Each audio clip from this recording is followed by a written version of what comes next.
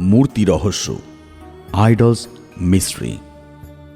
ছেলে ছিলেন ইন্দ্রযুগ্ম, মালবারের রাজা। একদিন তিনি স্বপ্নাদেশ পেলেন যে নীলাঞ্চল পর্বতের গুহাতে যে নীল মাধবের মূর্তি আছে, তিনি যেন সেটা নিয়ে এসে তার পূজা অর্চনা করেন। স্বপ্নাদেশ পেয়েই রাজা ইন্দ্রযুগ্ম তার সৈন্য এবং অনুচর বর্গকে নিয়ে জগন্নাথ দেবের মূর্তি খোঁজার উদ্দেশ্যে নীলাঞ্চল পর্বতের দিকে যাত্রা শুরু করলেন।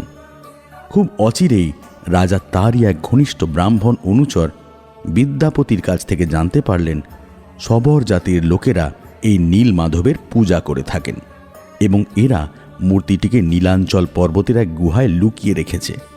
এই শবর জাতির প্রধান ছিলেন বিশ্ব বসু।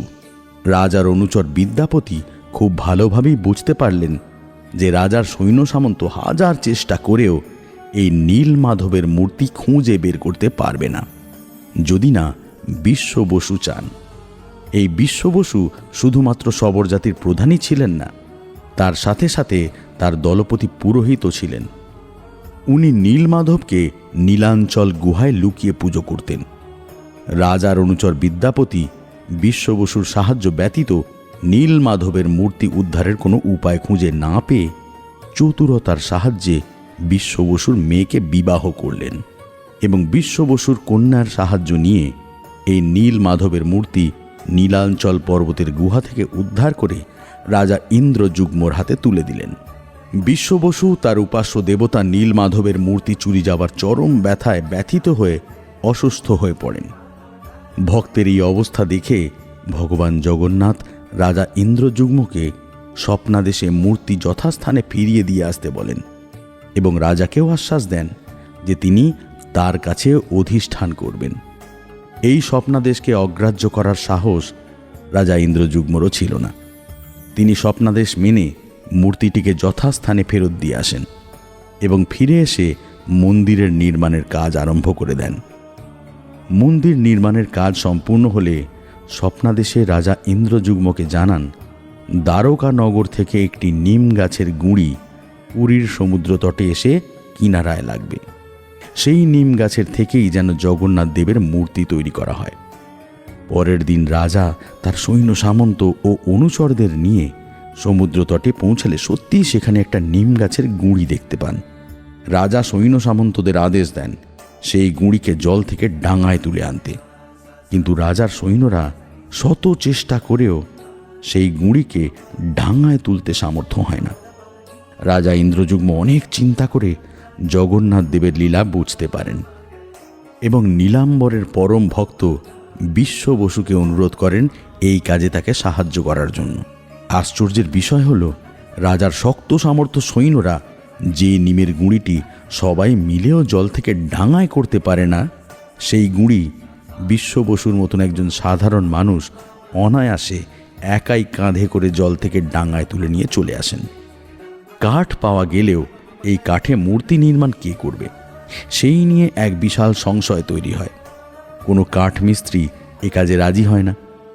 রাজার এই অবস্থা দেখে বিশ্বকর্মার মায়া হয়। তিনি তখন এক বৃদ্ধ কাঠ মিস্ত্রির রূপ ধরে রাজা ইন্দ্রযুগ্মর কাছে হাজির হন, কিন্তু তিনি রাজার কাছে 3টি শর্ত রাখেন। 1, মূর্তি তৈরির কাজ তিনি সম্পূর্ণভাবে কারোর সাহায্য ছাড়া একাই করবেন। 2, মূর্তি তৈরির সময় মন্দিরের দরজা সম্পূর্ণভাবে বন্ধ রাখা হবে। 3, এই মূর্তি তৈরির জন্য তিনি মোট 21 দিন নেবেন এবং এই 21 দিন কেউ মন্দিরের দরজা খুলতে পারবে না। রাজা ইন্দ্রযুগ্ম সব শর্তই মেনে নেন এবং মূর্তি তৈরির জন্য বৃদ্ধ কারিগরকে অনুমতি দেন। এরপর মূর্তি তৈরির কাজ শুরু হলে মন্দিরের গর্ভগৃহ থেকে রোজই বিভিন্ন ধরনের ছেনি হাতুড়ির আওয়াজ বাইরে শুনতে পাওয়া যেতে থাকে। সময়ের সাথে সাথে রাজা ইন্দ্রযুগ্ম ও তার স্ত্রী রানী গুন্ডিচারও কৌতূহল ক্রমাগত বৃদ্ধি পেতে থাকে। 19 থেকে 20 দিনের মাথায় রানী গুন্ডিচা আবিষ্কার করেন যে মন্দিরের গর্ভগৃহ থেকে কোনো রকমের আওয়াজই আর আসছে না। তার শঙ্কা হয় যে বৃদ্ধ কারিগর বোধহয় ক্ষুধা তৃষ্ণায় মারা গেছেন। তার এই শঙ্কার কথা শুনে রাজা ইন্দ্রযুগ্ম নিরুপায় হয়ে মন্দিরের দরজা খুলে ফেলেন এবং দেখেন সেখানে কোনো বৃদ্ধ কারিগরকে খুঁজে পান না। তার জায়গায় 3টি আধ গড়া মূর্তি পান। প্রথম দুটি হল ভগবান জগন্নাথ ও বলভদ্রর, যেখানে হাত অসম্পূর্ণ, ও তৃতীয় মূর্তি হল বোন সুভদ্রার, যেখানে হাত ও পা দুটোই অসম্পূর্ণ। রাজা তখন এই অসম্পূর্ণ মূর্তিগুলোকেই ভগবানের ইচ্ছা ভেবে মন্দিরে প্রতিষ্ঠা করেন এবং সেই আদিকাল থেকে এখনো পর্যন্ত এই 3টে অসম্পূর্ণ মূর্তিরই পূজা হয়ে আসছে। জগন্নাথ দেবের মূর্তির এই রূপ হওয়ার পেছনে আরও একটি কাহিনী বিরাজমান। বৃন্দাবনে গোপীরা একদিন কৃষ্ণের লীলা ও তার কৃষ্ণপ্রীতির কথা আলোচনা করছিলেন। কৃষ্ণ গোপনে সেই সকল কথা আড়ি পেতে শুনছিলেন। কৃষ্ণ ভগিনী সুভদ্রাকে নিয়োগ করা হয়েছিল গোপীরা যখন কৃষ্ণের কথা আলোচনা করেন তখন কৃষ্ণ যেন তাদের নিকটবর্তী না হতে পারে সেই দিকে নজর রাখার জন্য। কিন্তু গোপীদের কৃষ্ণপ্রীতি দেখে পরিতুষ্ট সুভদ্রা তাদেরই কথা শুনতে শুনতে বিমোহিত হয়ে গেলেন। দেখতে পেলেন না যে তাদের 2 দাদা কৃষ্ণ ও বলরাম এগিয়ে আসছেন। শুনতে শুনতে 2 ভাইয়ের কেশ খাড়া হয়ে উঠল, হাত গুটিয়ে এলো, চোখ দুটো বড় বড় হয়ে গেল এবং মুখে আনন্দের উচ্চ হাসির রেখা ফুটে উঠল। এই কারণেই জগন্নাথ, বলরাম এবং সুভদ্রার এই প্রকার রূপ। বৈষ্ণবরা কৃষ্ণের এই বিমূর্ত রূপটিকে পূজা করেন। বর্তমানে পুরীর জগন্নাথ দেবের পুজো শবর জাতের পুরোহিত এবং ব্রাহ্মণদের দ্বারা যুগ্মভাবে হয়ে থাকে। জ্যৈষ্ঠ মাসের পূর্ণিমা থেকে আষাঢ় মাসের পূর্ণিমা তিথি পর্যন্ত জগন্নাথ দেব শবর জাতের পুরোহিতের দ্বারা পূজিত হয়ে থাকেন। শবর জাতের পুরোহিতরা দেতাপতি নামে পরিচিত। আবার মহাকাব্য রামায়ণের উত্তরখণ্ডে রাম বিভীষণকে বলেন জগন্নাথ দেবের পূজা করতে। তাই আজও পুরীর মন্দিরে জগন্নাথ দেব, বলভদ্র এবং সুভদ্রার সাথে বিভীষণেরও বন্দনা করা হয়ে থাকে। পতাকার দিক, ডিরেকশন অফ ফ্ল্যাগ। পুরীর জগন্নাথ ধাম ভারতের শ্রেষ্ঠ 4 ধামের মধ্যে অন্যতম। এই ধামের কথা স্কন্দপুরাণ, নারদ পুরাণ ও ব্রহ্মপুরাণেও কথিত আছে। পুরীর জগন্নাথ মন্দির শ্রীকৃষ্ণের অবতারের সর্ববৃহৎ মন্দির। এখানে তিনি দাদা বলভদ্র এবং বোন সুভদ্রাকে নিয়ে বিরাজমান। আনুমানিক 1200 খ্রিস্টাব্দে রাজা অনন্ত বর্মন এই মন্দির নির্মাণের কাজে যুক্ত হন। সেই কালে এত অভূতপূর্ব এবং সমপূর্ণ হাতের কাজ মানুষের দৃষ্টি যেমন আকর্ষণ করেছিল, তেমনি এই মন্দিরের সঙ্গে কিছু রহস্যময় ঘটনাও দীর্ঘকাল মানুষের চোখে ধরা পড়েছে, যা অতি আশ্চর্যের এবং বিজ্ঞানের কাছে ব্যাখ্যাহীন। পুরীর জগন্নাথ দেবের মন্দিরের একটি অন্যতম রহস্যময় ঘটনা হল মন্দিরের শীর্ষে ধ্বজার বিপরীত দিকে উত্তোলন।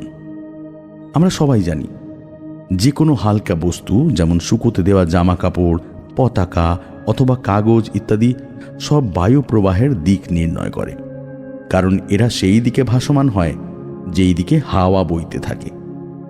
কিন্তু পুরীর জগন্নাথ মন্দিরের ধ্বজা বায়ু প্রবাহের উল্টো দিকে বইতে থাকে।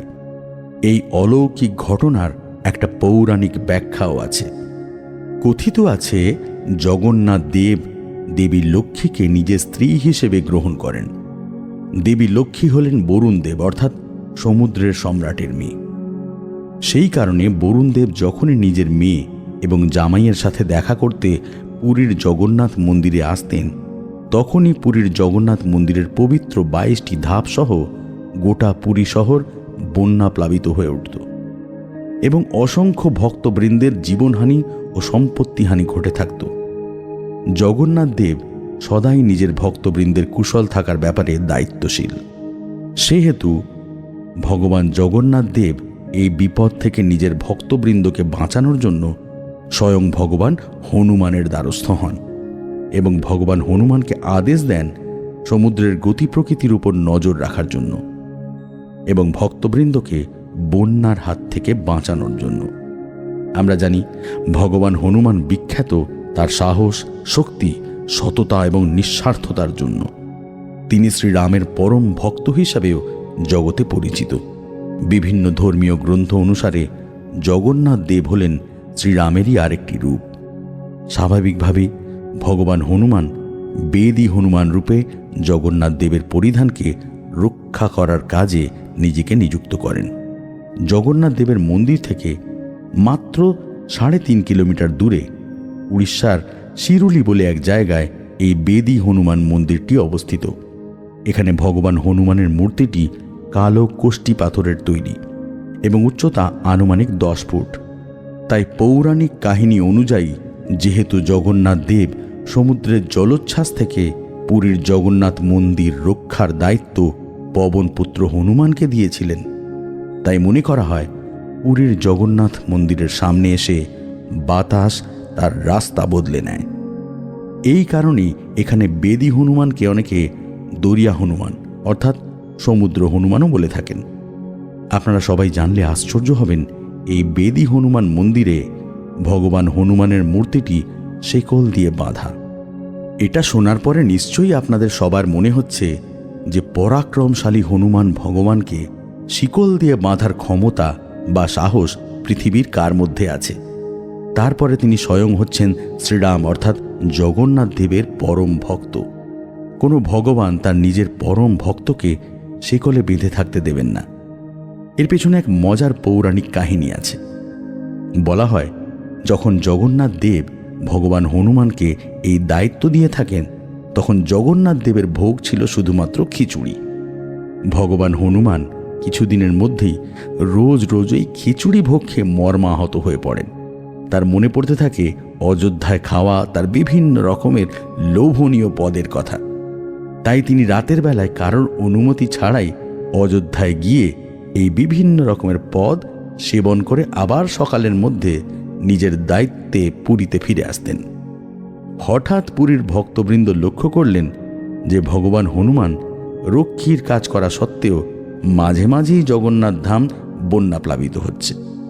তাদের সন্দেহ হওয়ায় তারা দেখতে পেলেন যে সমুদ্রের জলস্ফীতি তখনই হয় যখন ভগবান হনুমান সেখানে থাকেন না। সকলে মিলে এই কথা জগন্নাথ দেবের কানে দিলে জগন্নাথ দেব তখনই আদেশ দেন, বিনা অনুমতিতে ভগবান হনুমান চলে যাওয়ার কারণে তাকে যেন শেকল দিয়ে বেঁধে রাখা হয়। ভগবান হনুমান হাসি মুখে এই সাজা গ্রহণ করেন। কথিত আছে, এই শেকলের প্রত্যেকটি অংশে শ্রীরাম নাম খচিত করা হয়। পরে যখন জগন্নাথ দেব ভগবান হনুমানের কাছে এর কারণ জিজ্ঞাসা করেন, তখন ভগবান হনুমান সবিস্তারে তার মনের দুঃখের কথা জানান। শোনা যায়, তারপর থেকেই জগন্নাথ দেব নিজের জন্যও 56 পদের ভোগ রান্নার কথা ঘোষণা করেন, যা ভগবান হনুমানকেও দেওয়া হতে থাকে।